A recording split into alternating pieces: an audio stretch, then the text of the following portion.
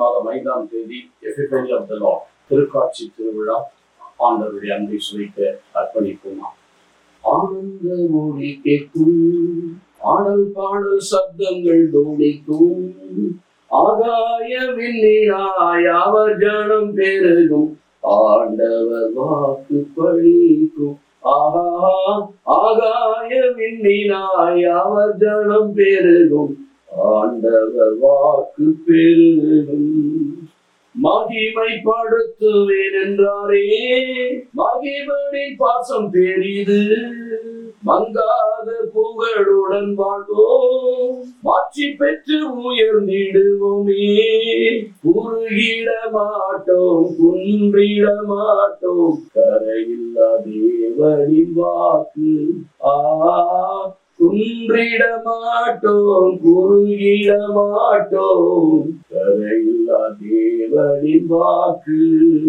ஆனந்த சப்தம் ஓடி கேட்கும், ஆடல் பாடல் சப்தம் தோணிக்கும், ஆகாய விண்ணினாய் அவர் ஜனம் பெருகும், ஆண்டவர் வாக்கு பழிக்கும்.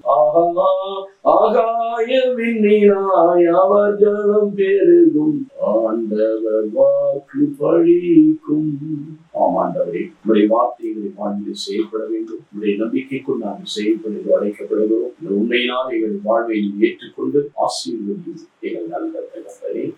மத்தேயு செய்தி 2ஆம் அதிகாரம் 1-11 வசனங்கள். ஏரோது அரசன் காலத்தில் யூதேயாவில் பெத்லகேமில் இயேசு பிறந்தார். அப்போது கிழக்கில் இருந்து ஞானிகள் எருசலேமுக்கு வந்து, யூதரின் அரசராக பிறந்திருக்கிறாரே, இங்கே அவரது விண்மீன் எழக் கண்டோம், அவரை வணங்க வந்திருக்கிறோம் என்றார்.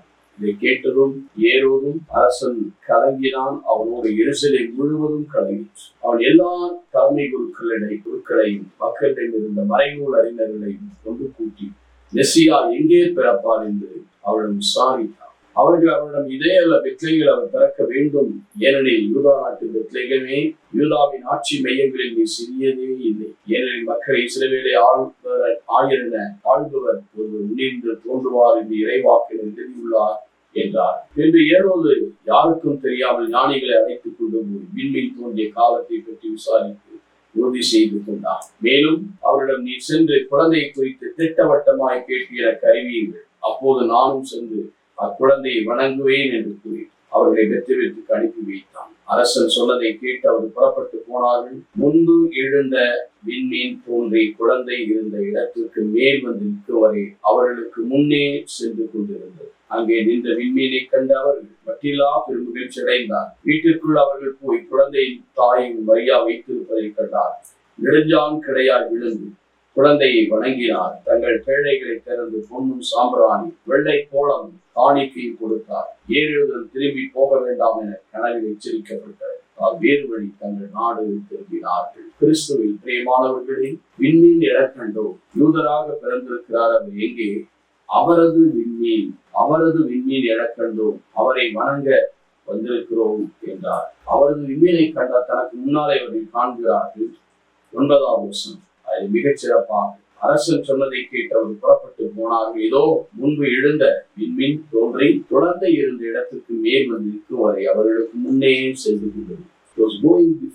முன்னே சென்று கொண்டது. ஆண்டவராக இயேசு எப்பொழுதும் நமக்கு முன்னாலே போகிறவராக, நாம் அவர் பின்னாலே செல்லவே. அதனால்தான் தொடக்கம் புத்தகத்திலே பார்க்கிறோம். 18ஆவது அதிகாரத்திலே லோத்துவை அவர் அழைத்த போது 19ஆவது அதிகாரத்திலே 17ஆவது வசனத்திலே பார்க்கிறோம். அவர் லோத்துவை அழைத்து திரும்பி பார்க்கணும்னா முன்னால பார்க்கிறோம். அவள் மனைவி திரும்பி பார்த்தால் அதனுடைய விளைவு உப்பு சிறையாக மாறுகிறார். அதை 19ஆவது அதிகாரத்திலே பார்க்கிறோம். திரும்பாமல் இதை 1 தீமோத்தேயு புத்தகத்தில் பார்க்கிறோம்.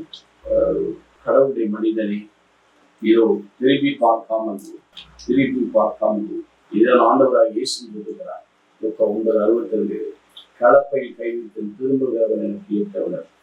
அவைதான் மத்திய 16:24 என்ன சொல்லுகிறார்? என்னை பின்பற்ற விரும்பும் சொல்லி follow me, deny yourself, take up your cross and follow me.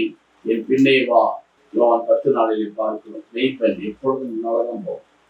Always போகும். நம்முடைய பிறப்புக்கு காரணம் ஆல்பா அண்ட் ஒமேகா.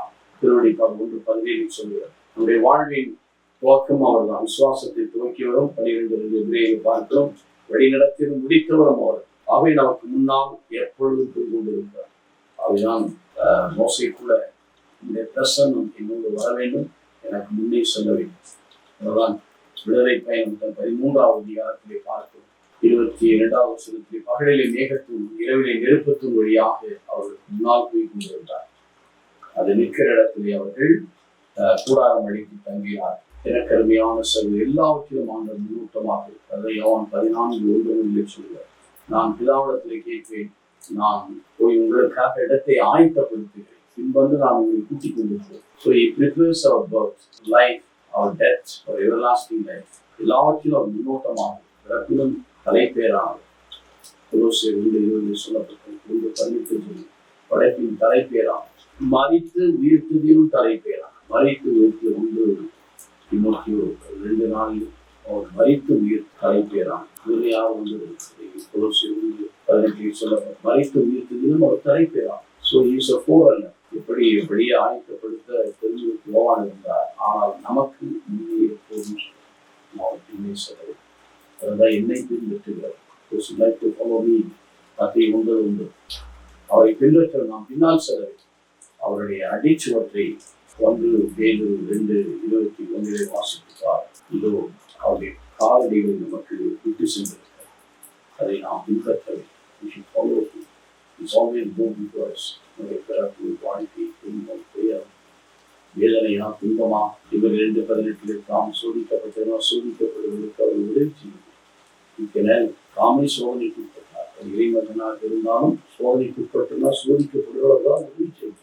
எல்லாவற்றிலும் முன்னோட்டமாக எல்லாவற்றும் ஃபர்ஸ்ட் எக்ஸ்பீரியன்ஸ் தலைப்பேராம். ஆவியருடைய காணிக்கு ஏற்றுக்கொள்ள தலையீற்றும் உடுத்ததை கொடுத்தார் என்று 4:3-4 பார்க்கிறோம். அதே போல அவர் நமக்கு முன்னால் சொல்லி இங்கே கூட பார்த்தீங்கன்னா இந்த நட்சத்திரம் முன்னால் போயிருந்தது தவறான இடத்துல போனதுனால அந்த நட்சத்திரம் மறைந்து, அதனாலதான் 9வது வசனம் என்ன சொல்லப்பட்டிருக்கிறது பாருங்க. அவர் சொன்னதை கேட்டு புறப்பட்டு போன இதோ அவர் முன்னால் இருந்த விண்மீன் தோன்றி குழந்தை இருந்த இடத்துக்கு மேல் வந்து நிற்கும் வரை அவர்களுக்கு முன்னே போயிருந்தது. முன்னால் போய் வழிகாட்டு, நானே வழி, நானே சத்தியம், நானே ஜீவன், என் வழியா என்று யாரும் பிதாவிடத்தில் செல்ல முடியாது. ஜீவனை தர முடியாது, சத்தியத்தையும் தர முடியாது. ஆகவே அவர்கள் எப்படி இந்த விண்மீனை முன்கொண்டு நடந்து அந்த மெய்ப்பனை கண்டுகொண்டு தன்னுடைய காணிக்கு உங்களுக்கு தன்னுடைய வீடு திரும்பினார்களோ அப்படி நாமும் ஆண்டவர் பின்னே சென்றோம் என்றால் இயேசுவின் பின்னே இந்த பாடலை பாடுவது. உலகமே பின்னா, உலகம் நமக்கு பின்னா, இயேசு முன்னால் செல்ல வேண்டும். அவருடைய காலடியிலே வீட்டு சென்றிருக்கிற அவரை பின்பற்றுவோம். பின்பற்றுதல் என்ற சீடத்தை படிக்கிறது. ஆண்டவரை தேடி சென்று நாம் வாழ்வு பெறுவோமா? எங்கள் நல்ல ஆண்டவரை நேற்று வேண்டும் என்று மாறாதவர் உங்களுடைய தெய்வீக கரங்களை தாங்குவதா நீர் என்றும் பரிசுத்தமாக புனிதப்படுத்தும். இயேசுவின் நாமத்தில் நல்ல பிதாவே ஆமென்.